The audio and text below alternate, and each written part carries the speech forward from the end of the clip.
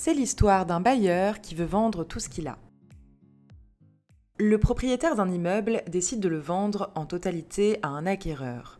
Une cession qui n'est pas au goût du locataire qui occupe un local commercial dans l'immeuble. Il estime que son droit de préférence, lui offrant une priorité d'achat, n'a pas été respecté et réclame donc la nullité de la vente. Le propriétaire conteste et explique que, par exception, lorsqu'un immeuble est vendu dans son entièreté, il n'y a aucun droit de préférence pour le locataire d'un local commercial.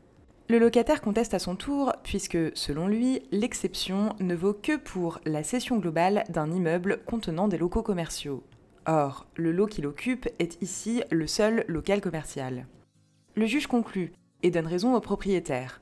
En effet, l'expression « des locaux commerciaux » désigne une catégorie de locaux et ne doit pas être interprétée comme la condition de la présence de plusieurs locaux. Le droit de préférence ne s'applique donc pas ici, même si l'immeuble vendu dans sa globalité ne contient qu'un local commercial.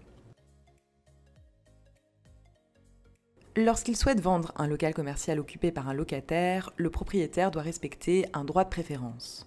Il doit donc, dans un premier temps, proposer la vente du local à son locataire. Cependant, dans certains cas, il n'est pas tenu de le faire. C'est le cas par exemple s'il cède plusieurs locaux commerciaux lors d'une vente unique, s'il cède un local à un membre de sa famille ou s'il cède l'immeuble dans son entièreté, qu'il y ait un ou plusieurs locaux commerciaux.